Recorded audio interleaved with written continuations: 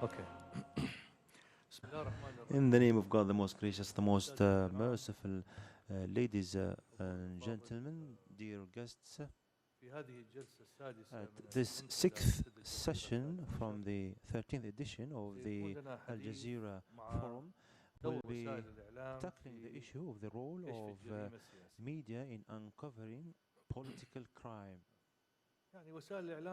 As a matter of fact, the media has pros and cons, and this is to do with the usage thereby of the media. It plays a major role in development, in bringing to us stories, exchanging information swiftly, and the media as well played a role perhaps in promoting corrupt ideas, chauvinistic ideas, extremist ideas, and so on and so forth. In the modern history, when the media outlets surfaced and played a major role in changing and exchanging information, this has become more ominous because of the scalability as well as the number of players within the umbrella of the new media. In the past, we used to talk about press, media, and so on and so forth. Now, the media is multifaceted.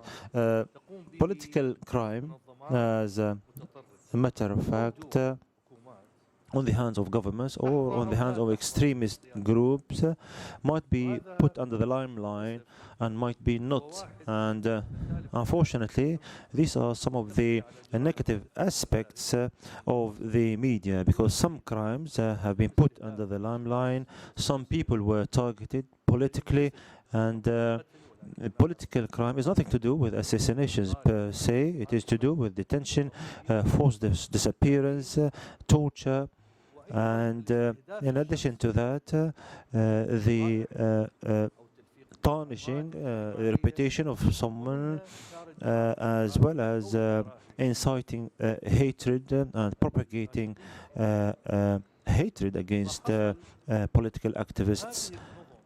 What took place is that the government or the extremist groups that carry out political crimes had started to target not only journalists, but those who try to uncover the truth, uncover cases of corruption, as well as violations on the part of certain states and certain governments.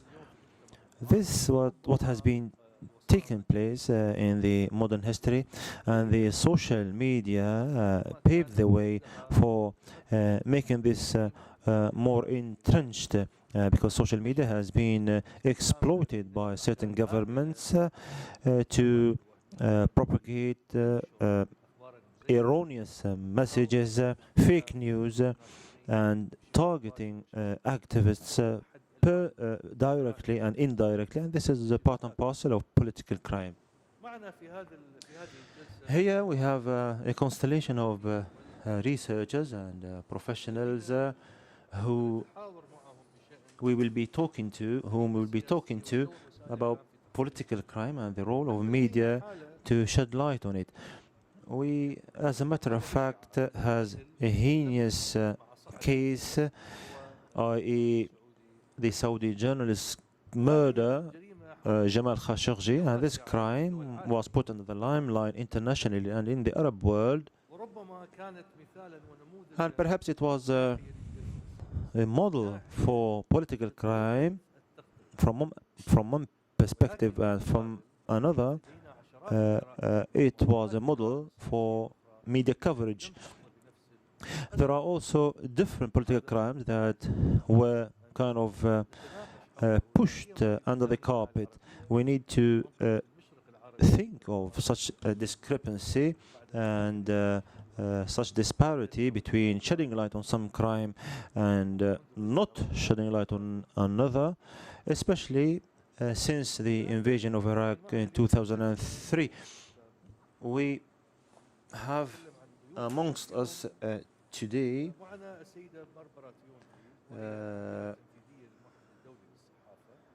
Barbara TRIONFI, and she's the executive director of the Vienna-based International Press Institute, a global network of editors, media executives, and journalists dedicated to protecting and strengthening media freedom and promoting high-quality independent journalism. And this is very important indeed to talk about.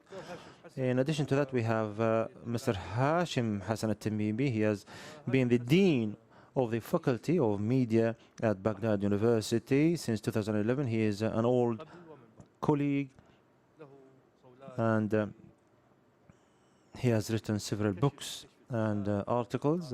He fought corruption and political crime through his investigative skills on a number of occasions before 2003 and after. And he still writes articles, weekly articles and daily ones in the Iraqi newspapers. He's been working in journalism for 40 years, and he's a veteran. Jessica Aro, she's a journalist from Finland, and she's a journalist for the Finnish Public Broadcasting Project, the YLE Kioski, part of a social media project, and she focuses on issues related to Russia, extremism, and illegal intervention of Russia, between two brackets, and information warfare, as well as the interference in the elections abroad, and so on and so forth. Jessica Aro, because of her stance and her activism, is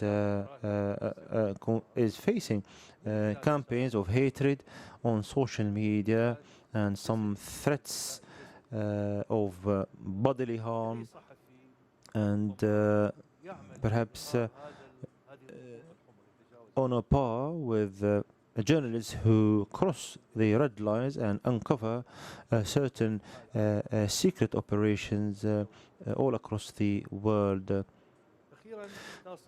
Last but not least, we have Mr. Salah Najm, who is the director of news for Al Jazeera English since 2009, and he was the first chief editor of Al Jazeera Arabic.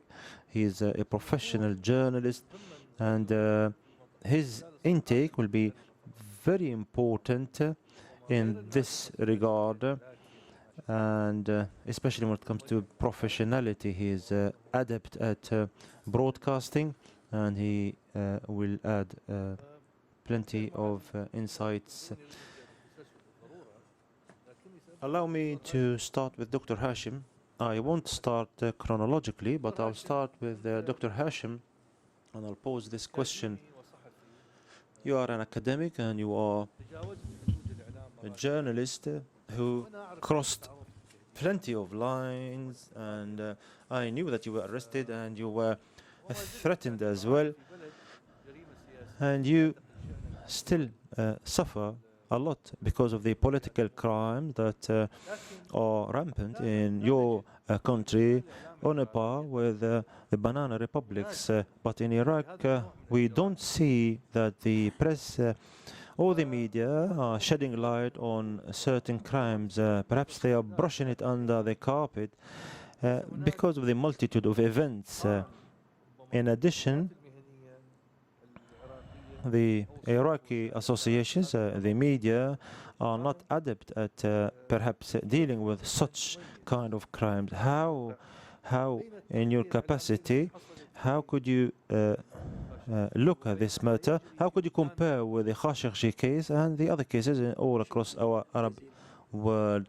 Thank you very much indeed, Dr. Liqaa. I would like to salute those in charge of this forum. I would like to thank them for inviting this constellation of panelists, and perhaps this is for the first time we're dealing with the media without looking at the hierarchy and without thinking of this strategy, i.e. to think of the media as a partner or decision maker rather than the recipient or the justifier of such taking decisions. Those who follow the Iraqi drama and know the Iraqi dialect would understand the Ard al-Halj, the one who sits as a clerk at the gate of the emirs or the princes, and the complainant would come and he would write down such complaints about his encounter or her encounter. I, as a matter of fact, would like to look at this metaphor by saying that this gentleman would be crying when he receives such complaints. So I would ask him, do you think that you have been put under this suffering because of such complaints that come to your door? Indeed, we ought to be similar to this clerk or this gatekeeper, to be emotional and feel what goes on in our land. I have looked through the legislations in the Arab world, and I haven't seen a description of political crime unless we can look at it from the criminal perspective, and the criminal would be the journalist. So all the Arabic legislations would look at this matter from the criminal point of view. Few days ago, we, for the third time, talked about the Information Access Act in Iraq.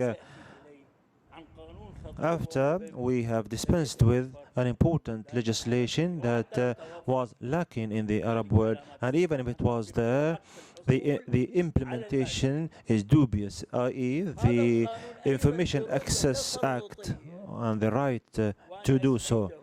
I called such act the Act of Information Access Punishment. It provides description to those outcasts, to those who sing from the different hymn sheet or from the different government hymn sheet. That's why it is perilous to say that we paving the way for repression. We pave the way for despotism, and it is very outlandish to see such legislation that has been debated in the Iraqi parliament. A paragraph, for example, that I will quote now. Everyone who expresses or insinuates any word that would tarnish any figures, and you can underline this word figures, officials I mean, he or she will be imprisoned to the tune of 10 or 20 years imprisonment. And this is a catastrophe. Those who obstruct the rituals, perhaps the Husseini rituals, or a sermon for dervishes or mystics, or a mass for the Sabians, those who obstruct, i.e. if this took place outside my door, if I would obstruct such sermon or such activity, then I would be criminalized.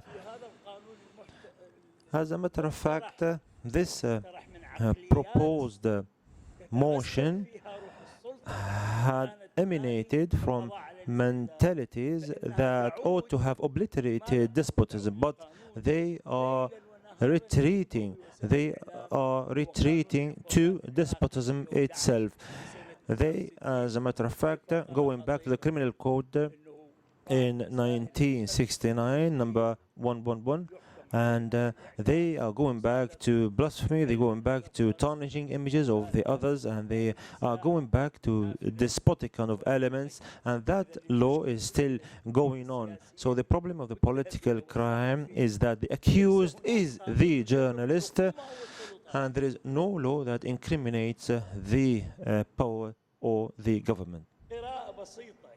I would like just to give you a simple reading for the following. In the Arab world, more than 758 broadcasting agencies and more than 1,294 channels. What I'm interested in is that 170 are sports channels, drama 252, 124 for songs, 95 religious, and the news related outlets are 68. Half of them are ideologues and half are dubious.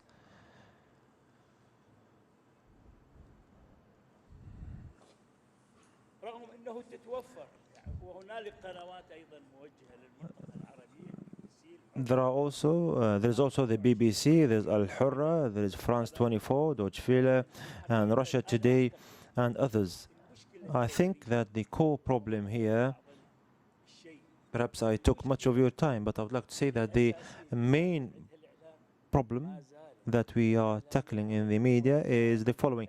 The Arab media is a reactionary media. It is a linear media. That means the investigative culture is lacking in the Arab outlets, in the Arab media outlets, and some Western and American newspapers do monopolize investigative journalism, and thus the exceptions are few. Al Jazeera, for example, is an exception. It thinks from outside the books, and it has some investigative elements. As far as the Khashoggi case is concerned, we've seen that the Arab media outlets manifested themselves as reflections to the powers and the politics. So the political hegemon would put the news agenda, and there are no independent news outlets. They are rare, and even the unions and the human rights organizations and so on and so forth. Let's ponder about them. Do you think that the Arab Press Association played a role in this, and the other newspapers from east to west in the Arab world, they follow what the rulers say to them? As far as the Western coverage is concerned, the Washington Post dealt with this political crime as it dealt with the scandal of Watergate. This newspaper follows certain milieu, certain culture, and Der Spiegel played a role as well. The Guardian played a role. As far as the Iranian media is concerned, it did deal with Khashoggi's case to confront Saudi Arabia. The Turkish media put the information thereby in drips and drabs in accordance with what Erdogan wanted. Some of the Arabic channels, the Arabic television in London played a role in this regard, but Al Jazeera was distinguished indeed in this coverage and in plumbing the depth of the Khashoggi case following certain investigative tools. I have a poll study from the BBC, and we had our own poll, and we asked the Arabs how they looked at this matter, the complex of the foreigners, and talking about the neutrality of the Western outlets is still there. It is a mainstream.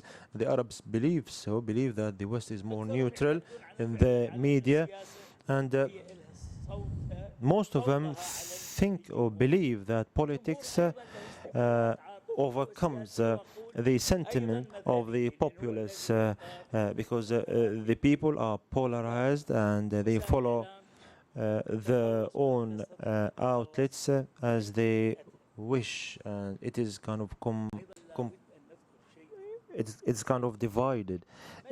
In conclusion, I would like to say that in the yesteryears, in accordance with my own experience, I worked for 4 decades in different media outlets. We made our populace relaxed when it comes to our agenda, and we instilled this in them. If we go to the streets of Baghdad or Dubai or Cairo, the Iraqi lay person, when he sees al-Sharqiyya and it is an opponent to the government, then those who follow al-Sharqiyya would say that the government is corrupt and the Iraqis have been treated unjustly and the economy is tottering and so on and so forth.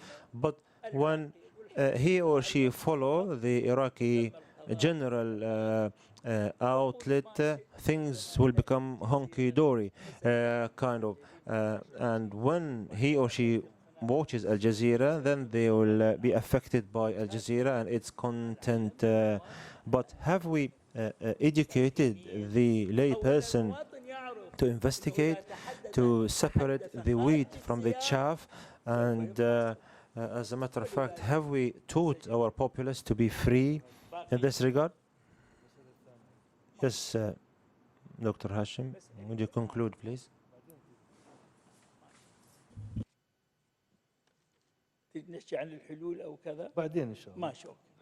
The solutions. Thank you, Dr. HASHEM. Jessica.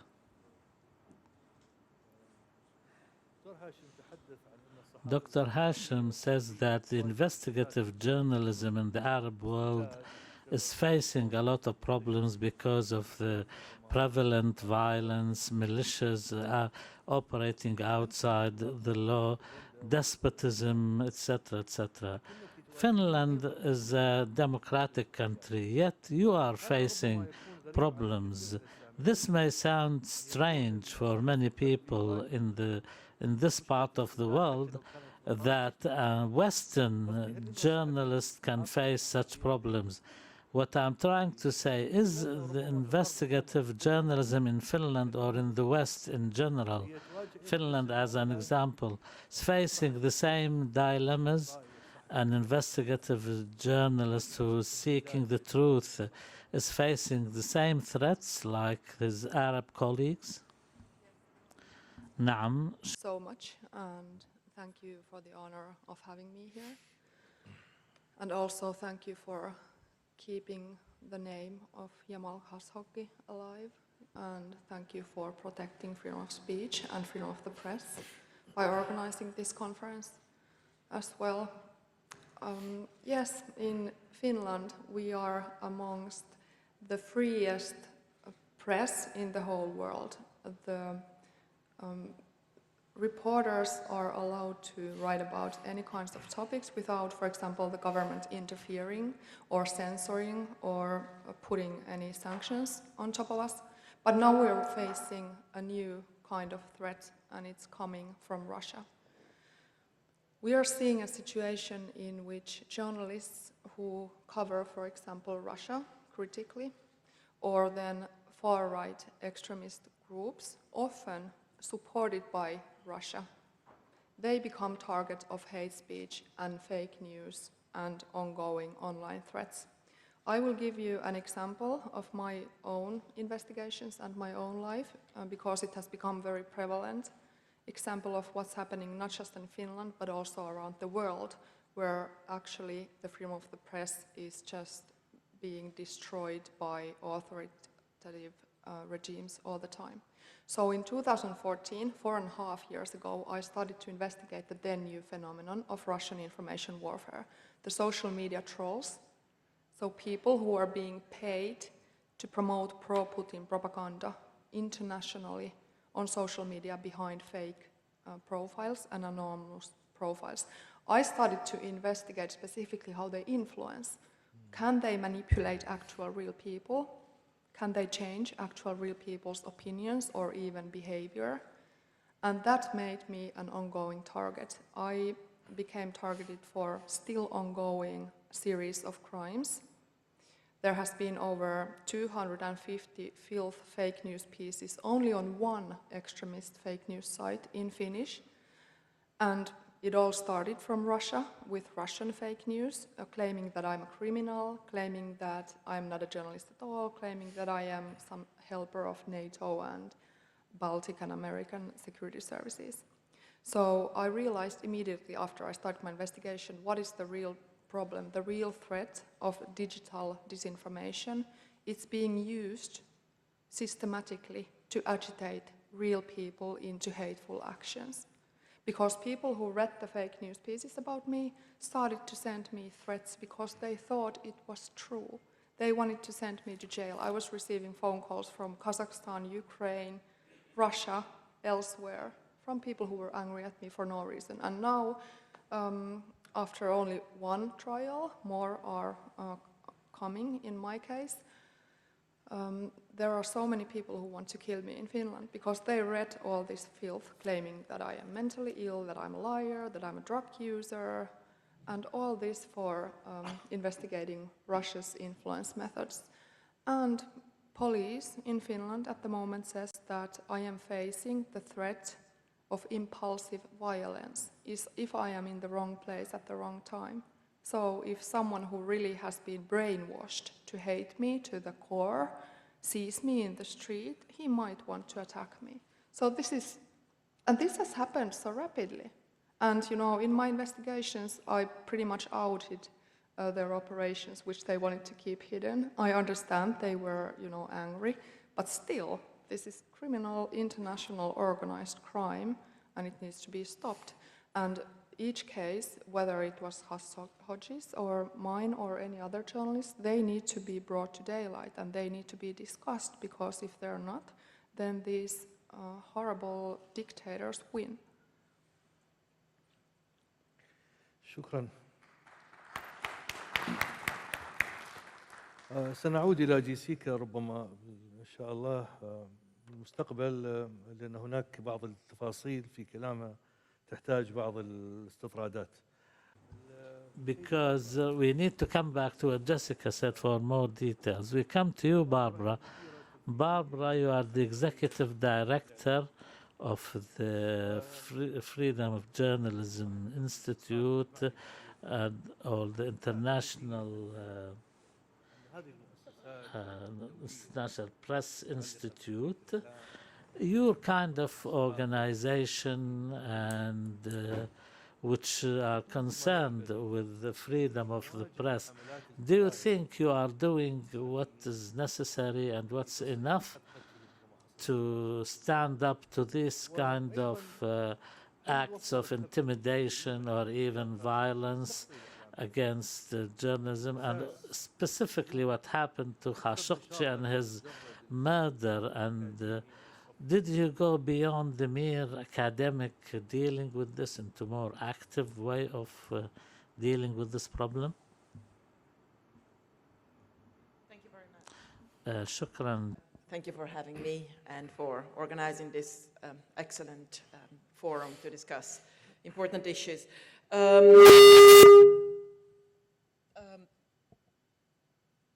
The first question related to, are we doing enough? IPI is a global network of editors and journalists and media executives dedicated to defending press freedom and quality journalism.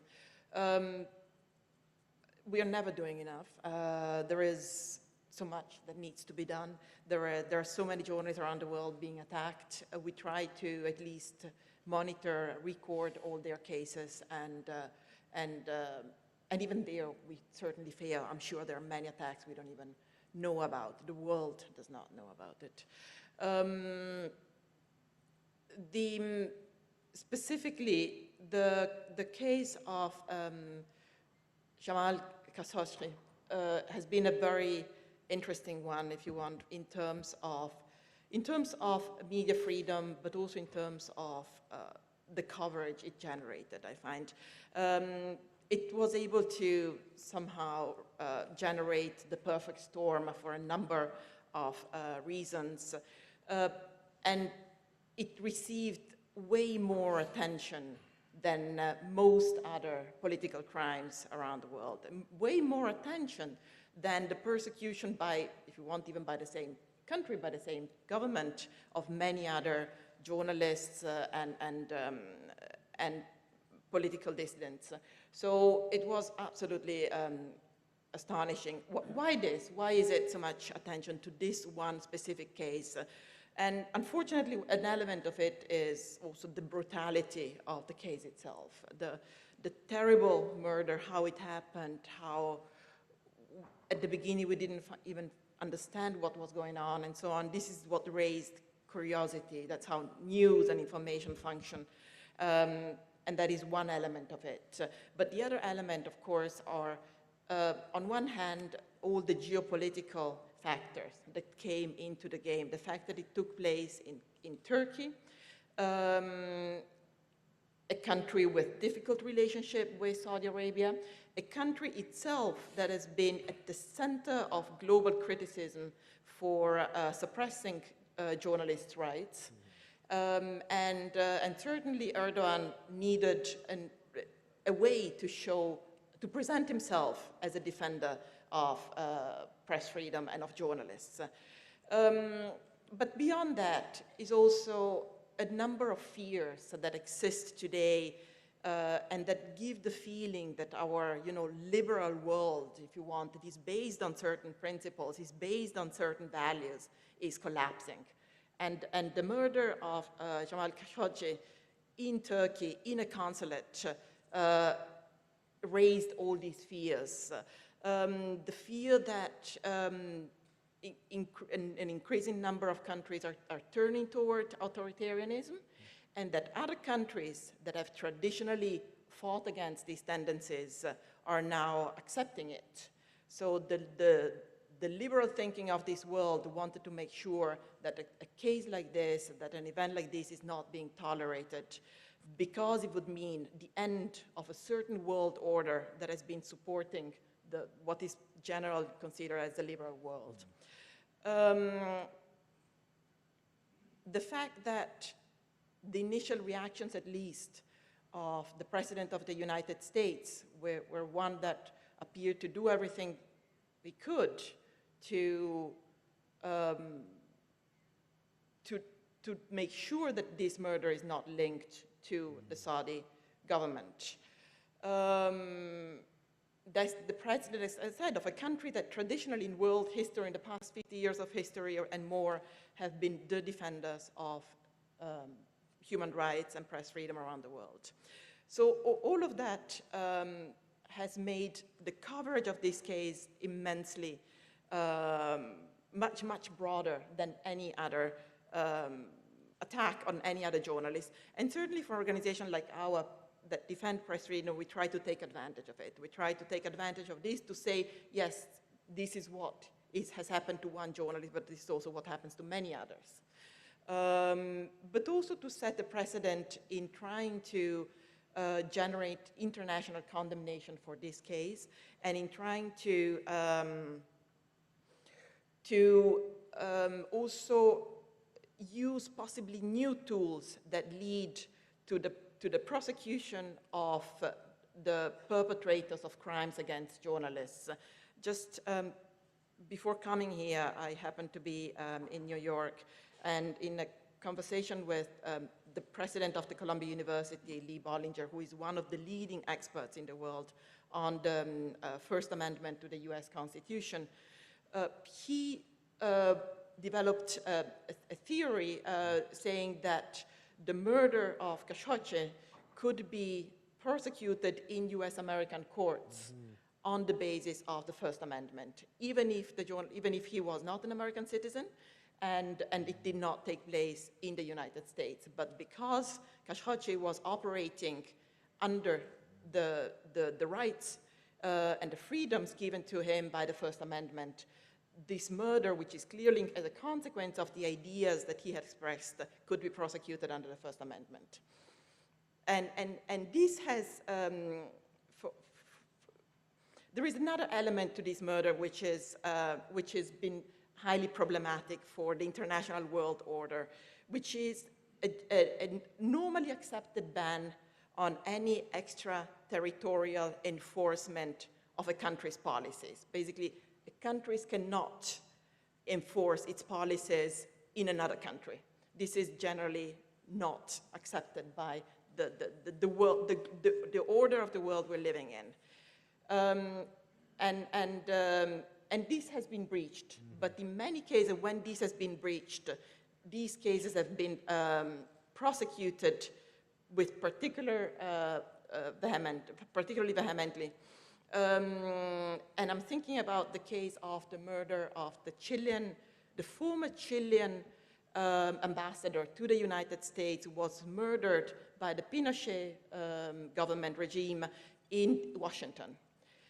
And the relationships between the United States and Chile became so tense that Chile was forced to hand over those who ordered that killing to be prosecuted in a US-American court. So what the United States is arguing here is that the similar level of pressure, what certain people in the United States argue here, is that the same type of pressure should take place in the case of Khashoggi and ensure that the perpetrators are prosecuted in the US court.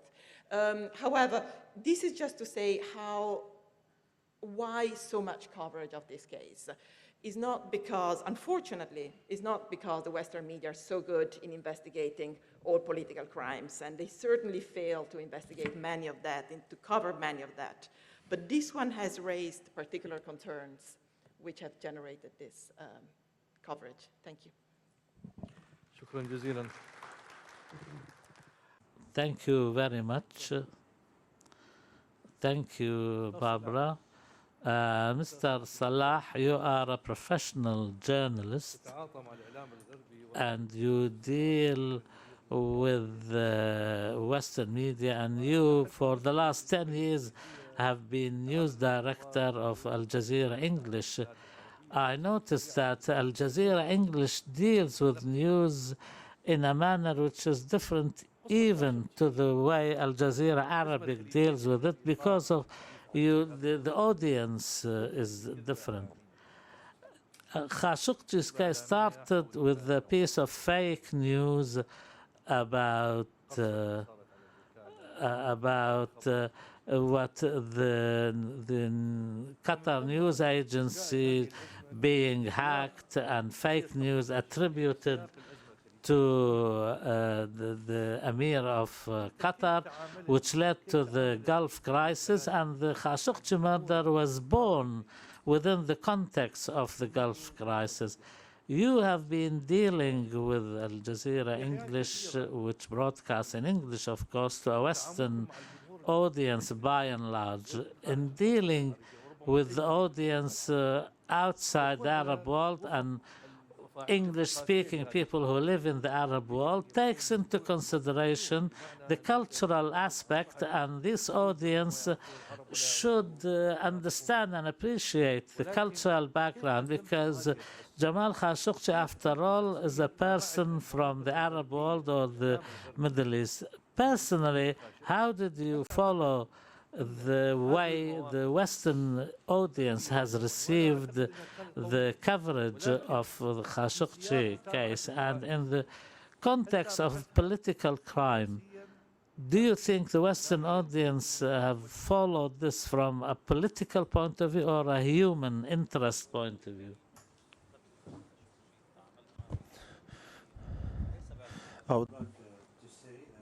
دي كانت جريمة قائمة بذاتها لها ظروفها الخاصة، وحتى المعلومات عنها توالت لنا بشكل ما كانش مرتبط تماما بالأزمة الخليجية، وهو ده كان المنطلق في الأساس. الأزمة الخليجية في حقيقتها هي أصلا جريمة سياسية، عندما تختلق خطاب وتضعه على تويتر ثم تبقى يعني ده نوع من الجرائم السياسية، بس هذا موضوع مختلف.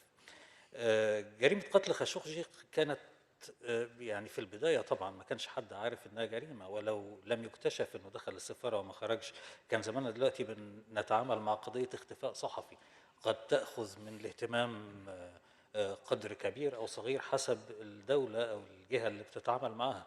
لكن بعد فترة بسيطة تبين ان في شخص اختفى داخل سفارة. فانت عندك هنا دولتين مرتبطتين، والثالثة هي الولايات المتحدة، بالإضافة لأنه هو صحفي، فكل المجتمع الصحفي طبعا مهتم بعدم إخراس صحفي يحاول أن يبرز الحقيقة على الأقل. المشكلة في قضية اغتيال خاشقجي أنها بدأت التغطية بمعلومات ضئيلة، ثم توالت المعلومات بشكل كبير، وكان معظمها تسريبات، ما فيش مصدر مباشر أو بتتعامل معاه فيرست هاند يعني، أو مصدر بتتكلم معاه بشكل مباشر. فجزء كبير منها كان محاولة فلترة أو تحري ما هو دقيق وما هو filtering the information as well as to have a narrative that is close to what took place in that heinous crime. So we dealt with the Khashoggi case in isolation to the Gulf crisis. We wanted to be accurate. We didn't want to be swift.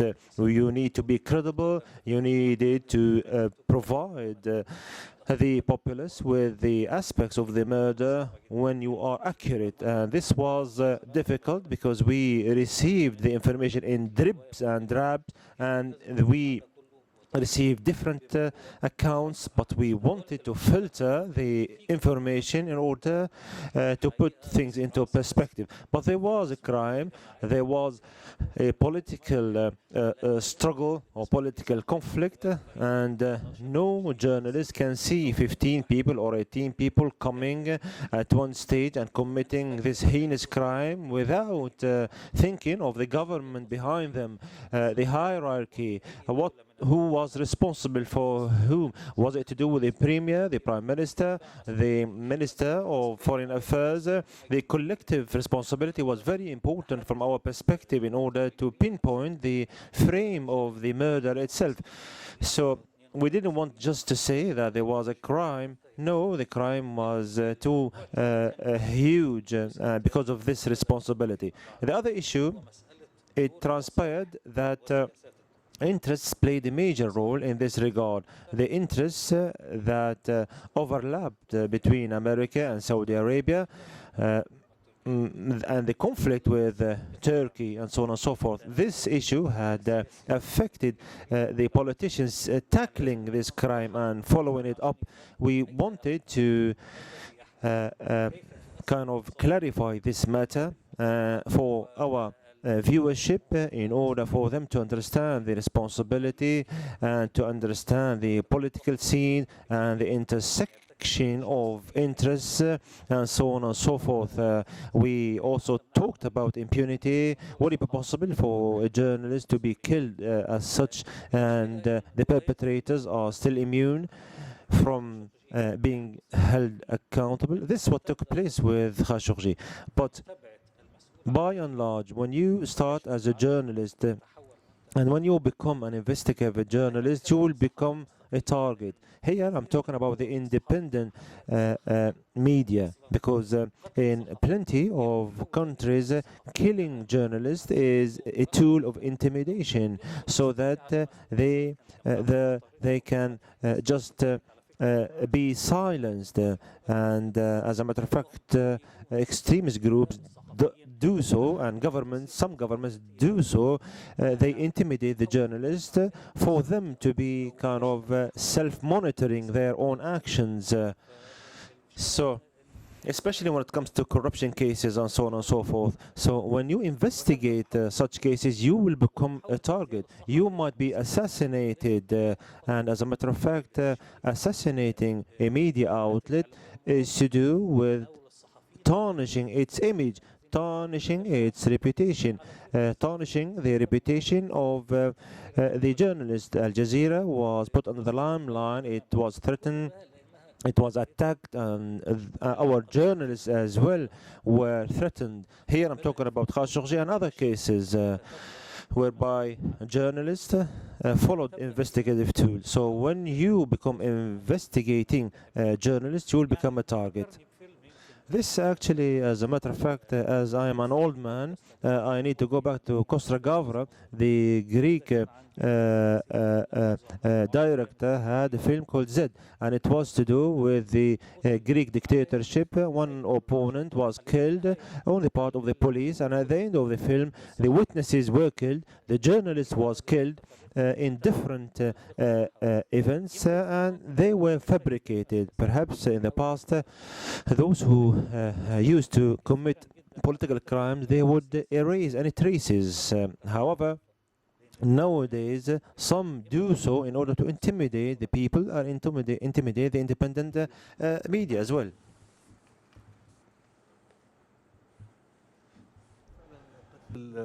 يعني أو جريمة سياسية Indeed, political crime might not be related to intimidation or terrorizing or killing. Laying off journalists is one method. Preventing journalists from becoming investigative journalists is another method as well. So it is one kind of political crime against the society. If we curb freedoms, this might be also a political crime. We have some time before, or perhaps let's start with receiving questions, and we'll come back to our panelists. Any volunteers? اليسار. نعم. تفضل. Yes, please. هل لديكم مايك يا شباب؟ We do need a mic. تكلم نسمعك. جزاك الله.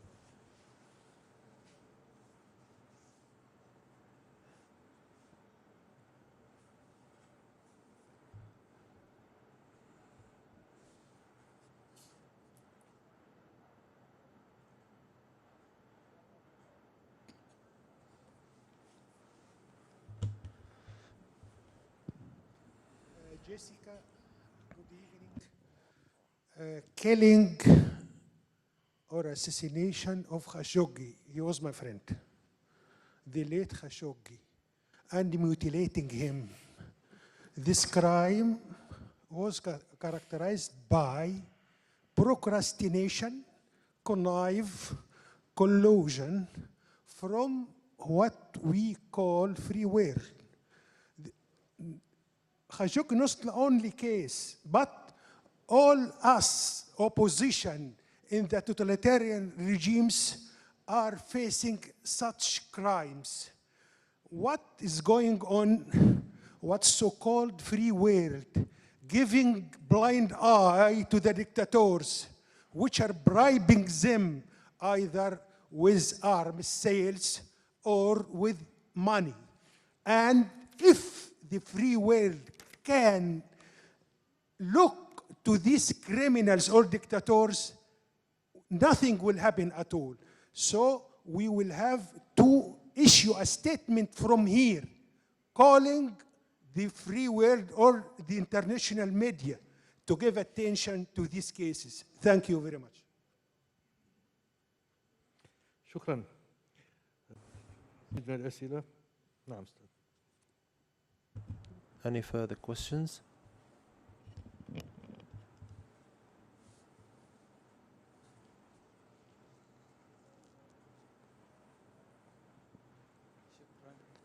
Just I would like to ask Ms. Barbara, you mentioned that you had, before coming here, you had a meeting with dean of a law or professor or actually legal mind in the state, which he stipulated that all the element of trying the Khashoggi's case in US based on First Amendment. So yesterday I posed the same question to our Turkish friends, that because in my humble opinion, I'm not a legal mind as well, there is no difference between crimes or political crimes. Crime is a crime. And all element of crimes is straightforward and stated.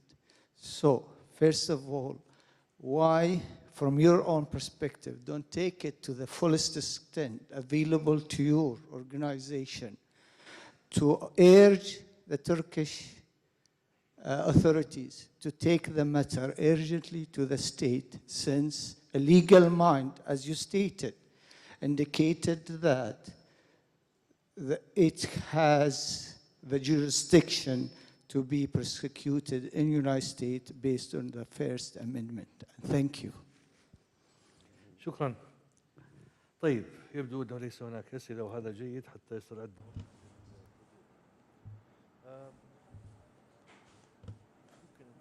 Right, you can answer. Yes, please go ahead, Ms. Barbara.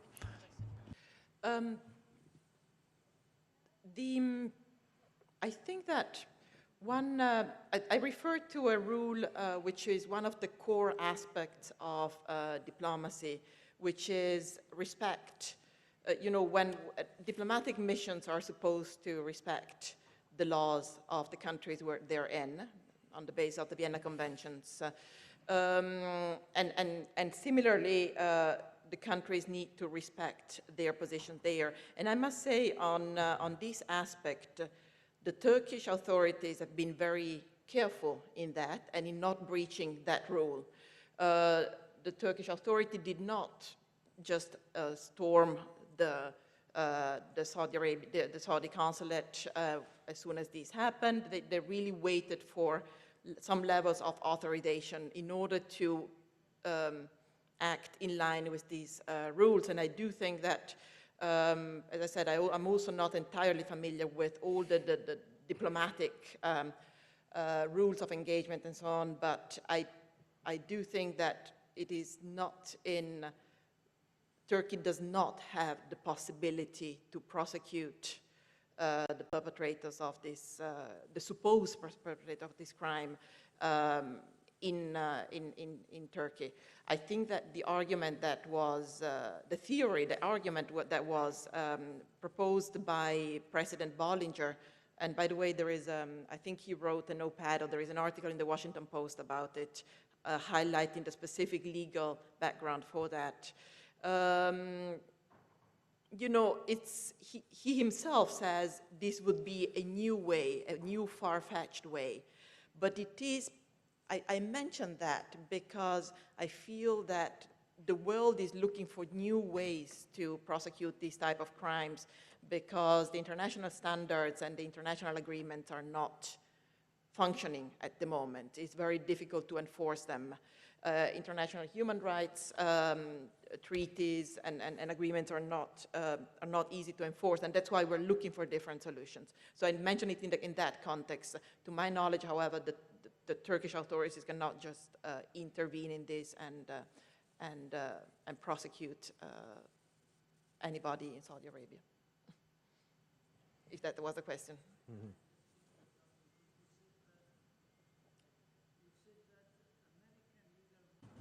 Microphone, please. We cannot hear the speaker.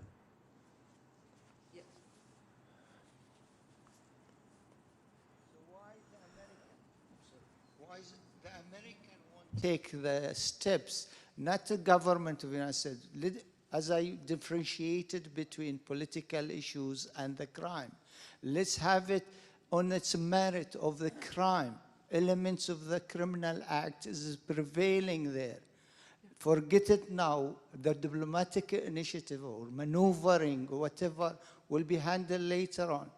But based on sheer facts that there is a crime with all elements.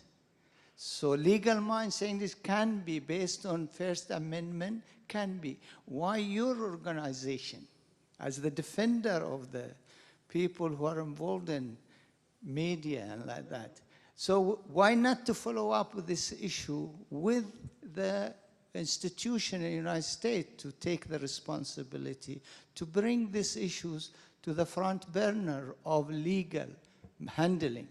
Thank you.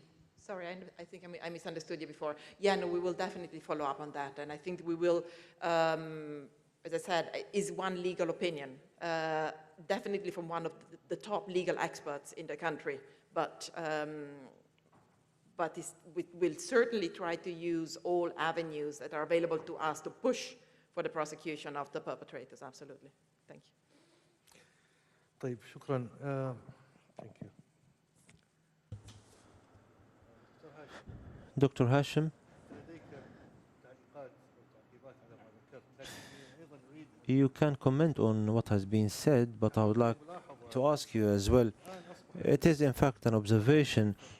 Some regimes are more adept at committing political crime without leaving traces, and as a matter of fact, they procrastinate and they weather the storm. They eliminate the activists. This took place actually in Basra. When the protests took place, the activists were eliminated. Things were fine. If they had been targeted in the thick of it, then things would have been different. But they waited and then they eliminated them. But the crime of Khashoggi was a botched kind of attempt. Maybe they wanted it to be botched, but still it was kind of technically a botched crime that has plenty of loopholes and threads that would lead to the perpetrator. كيف نواجه هذه العقليات التي بدأت تكبر في طبيعة الإجرام؟ So how could we face such criminal kind of mentalities here? We're not talking about killing, we're talking about intimidation, we're talking about silencing journalists and so on and so forth, silencing activists and silencing the opposition and so on and so forth. So this kind of skill on the part of some regimes whereby they follow and trace the journalists and silence them and so on and so forth. You are in Iraq. This kind of game, the cat and mouse game that has been going on, how could you describe it?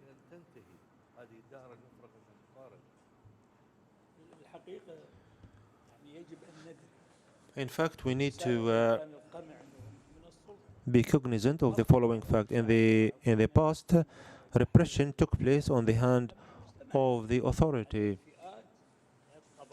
But when tribes, parties, and some groups take law into their hands and repress others, then this is more stark and more grave. I personally was subject to such torture. Those who are killed, they might be relieved, but I'm responsible to saying that there are hundreds of electronic platforms for big fat cats in the government, whereby they blackmail and they follow certain immoral maneuvers against the opposition. Those who oppose them, as a matter of fact, they will be stripped from their dignity, and as a matter of fact, they would assassinate morally him or her. Farahat yesterday talked about the diplomatic savagery. Indeed, there is also the freedom savagery, because the social media every day kills dozens, scores of people, misguides public opinion. This is a crime as well. When social media plays a role in faking the elections, this is very problematic. When social media push people to be depressed and curb their rights from doing things and saying things, this is kind of a regular savagery. But we need NGOs, we need unions, and we need local NGOs to collaborate amongst each other.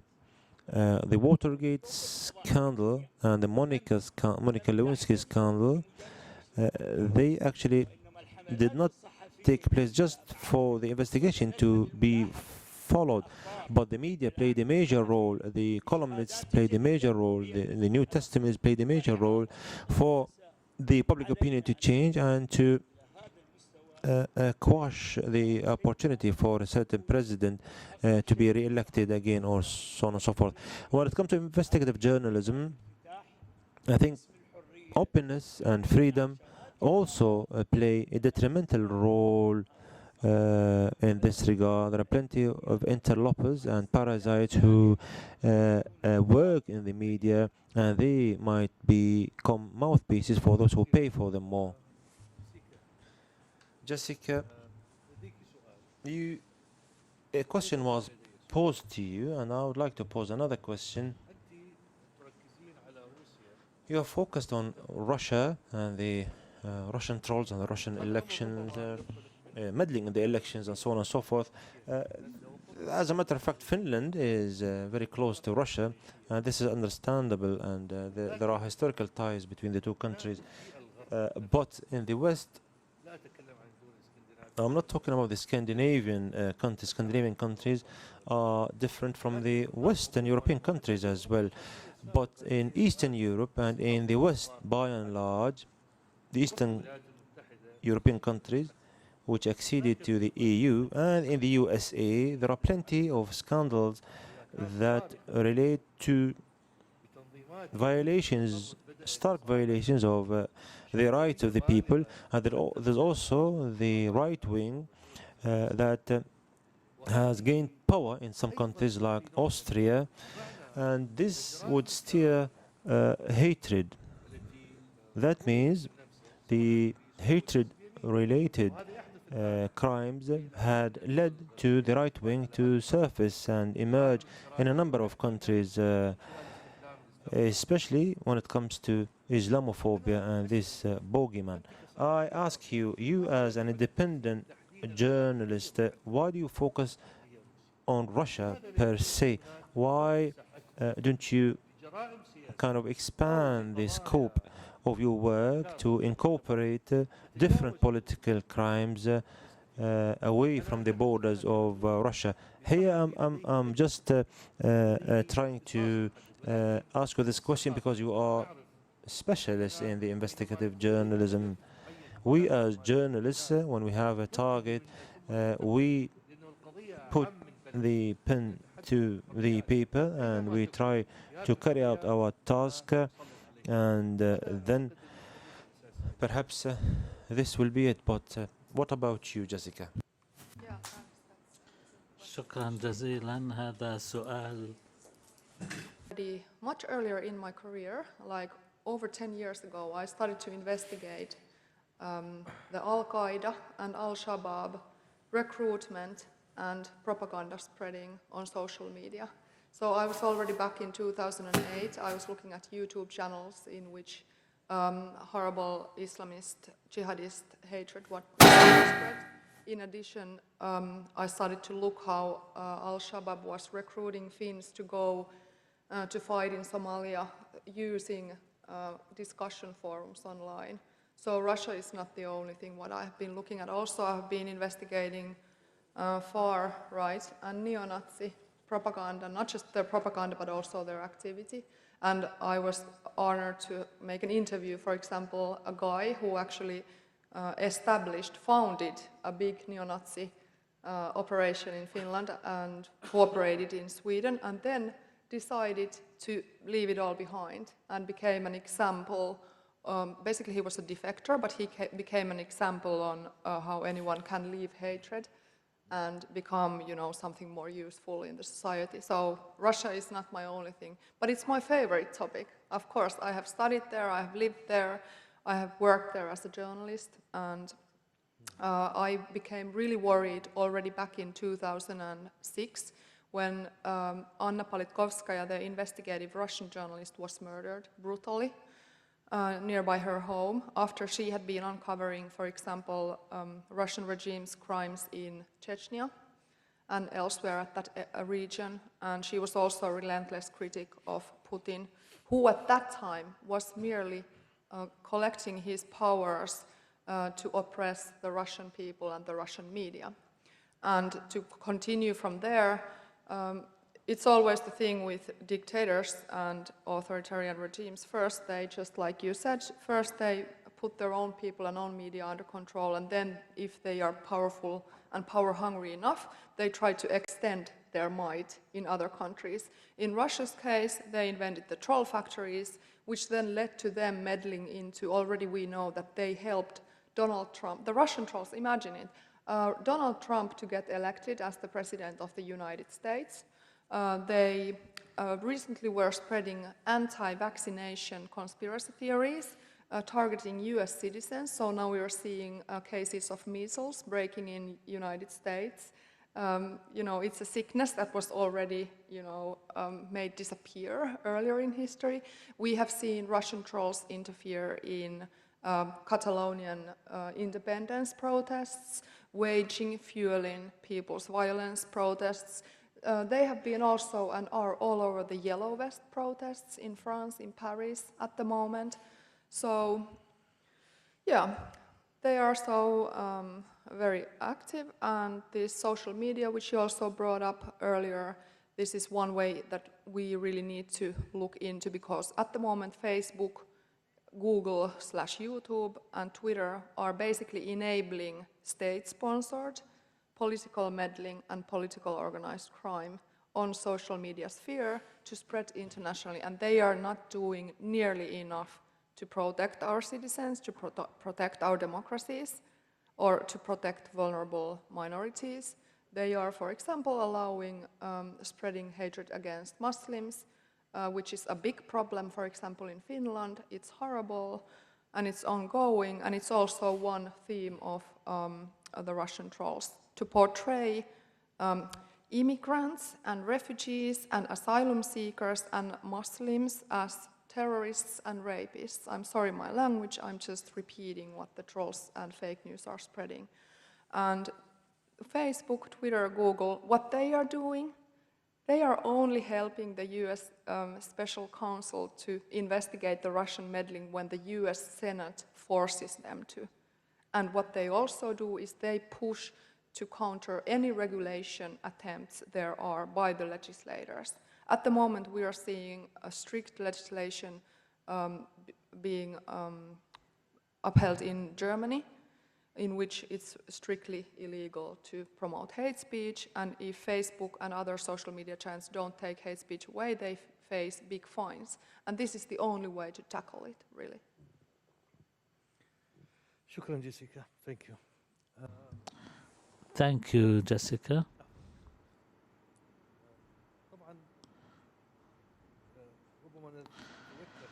Maybe we remember what happened in New Zealand when the two mosques were attacked, and how the perpetrator of that crime was broadcasting live on Facebook his crime.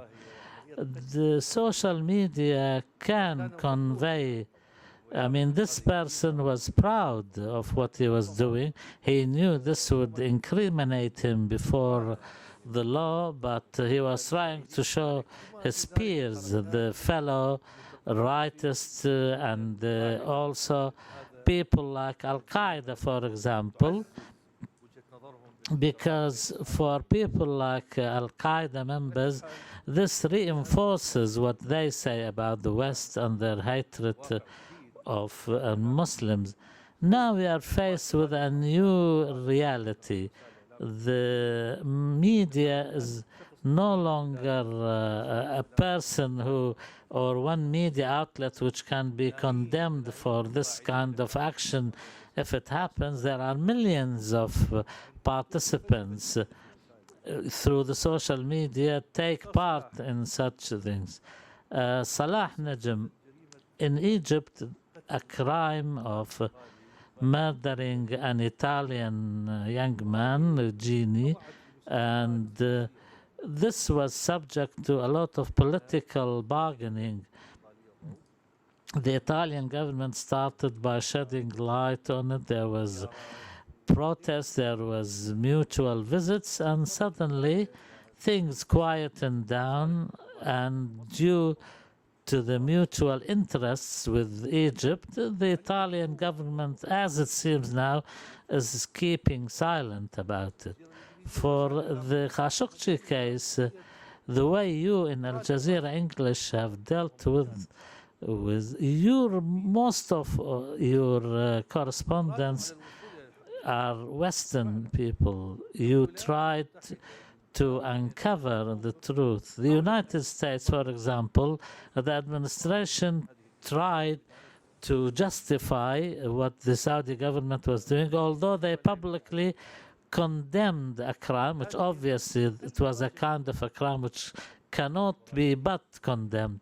But for your correspondence, did they face any problems in obtaining the information, or was there a kind of reservation that you mean getting the truth from Turkey? No, I'm not talking about Turkey. I'm talking about Western countries. No. The United States has its own special nature. Attention is usually given to American correspondents who work for the American media. But of course, the President and the Congress, they try to approach and address the voters in the United States, and they give the priority in their attention to correspondents who work for the American media. But this does not mean that other correspondents will not be allowed to have access to the information. But if you want to interview the president of the Foreign Intelligence Committee of Congress or something, and this applies to the BBC or Al Jazeera and others, and this will not be as for example in the UK, for example, a correspondent or reporter for the Times newspaper will be given favorable access to interview the British Prime Minister before the Al Jazeera correspondent.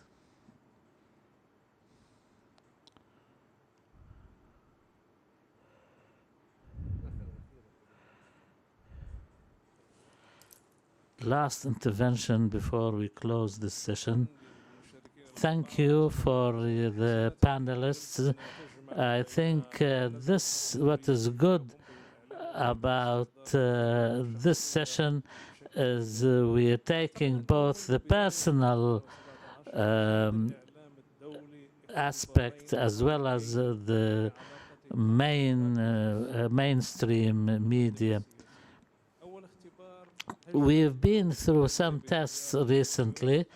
First, we had what the so-called the fake news in America, and then came the Khashoggi affair, which redesignated this difficult relationship between the power of the United States government and the media.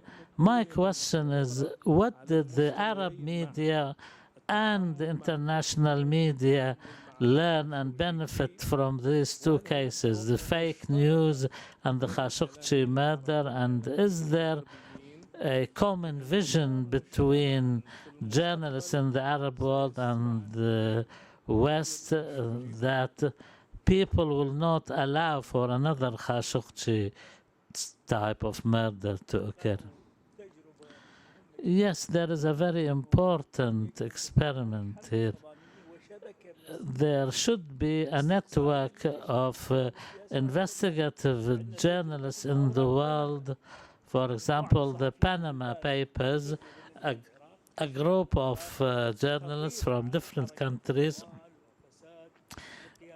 exposed the movement of corrupt money and others for political persons.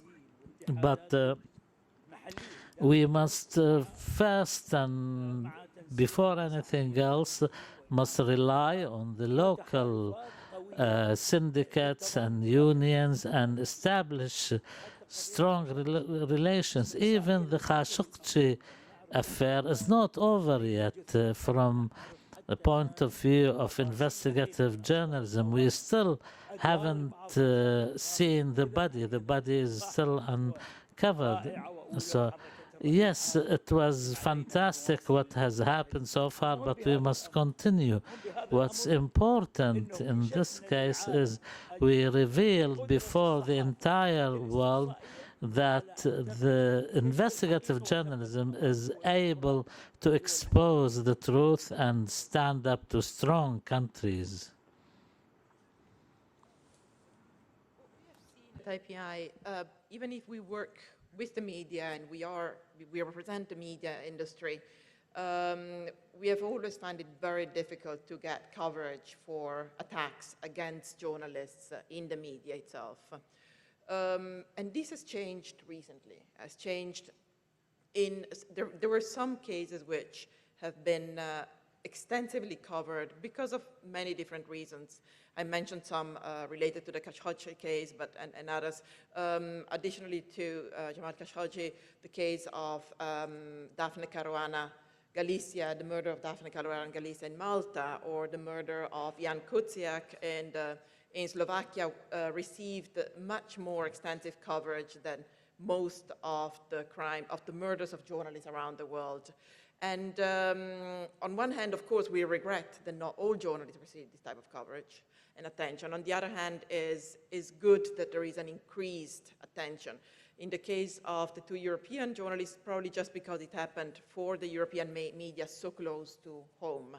And that was the shocking element which led to covering of these cases. And the coverage went on. The case of Daphne is not solved yet. The perpetrators are far from being brought to justice. And the media is still on, is still covering this issue. And I hope that with the Khashoggi case, it will be the case as well. The journalists will not drop it. What Jessica mentioned, attacks against journalists that come through online, through social media, but then in some cases have turned also into physical attacks. And Jessica's case is absolutely extreme, but there are many such similar cases across, even across Europe and across the world. These also have received an increased coverage. So I think that the media has learned to cover this more. I hope so. Thank you. Ustaz Salah. في تعليقين ردا على There's two comments.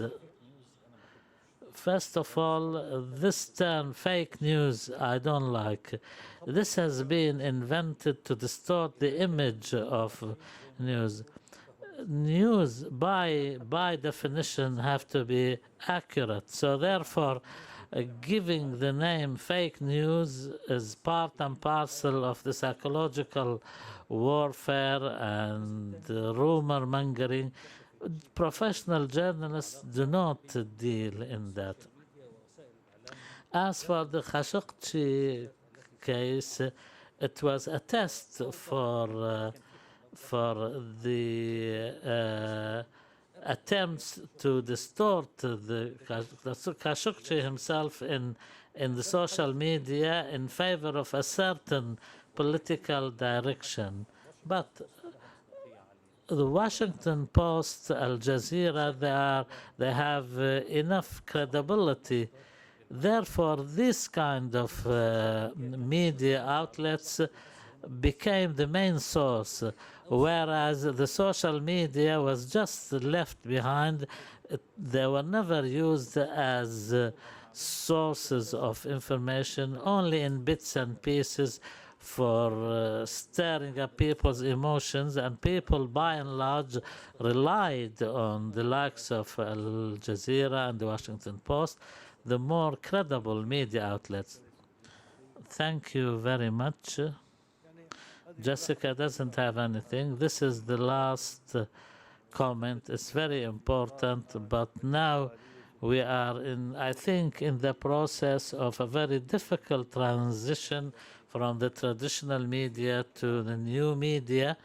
Of course, there's a lot that can be said about this, but we run out of time, unfortunately. Finally, all that's left to do is to thank our panelists and the audience, and thank you very much, and see you in the next sessions. Thank you very much. Well done. مستقبل الدور الخليجي في إعادة تشكيل توازنات القوة في الشرق الأوسط. تصاعد كبير للدور الإيراني والتركي تارة بالتدخل العسكري وتارة بالعمل السياسي والدبلوماسي، بينما يسعى الخليج في أنظمة صاغها بنفسه أسهمت في تراجع الوضع الإقليمي وأسست لكونه بسبب عدد من الأزمات وختمها بتصريح رباعي ضد قطر. فهل سنشهد مراجعة لهذه السياسات التي خلقت هذا التراجع، أم أننا سنشهد مزيدا من التأزيم؟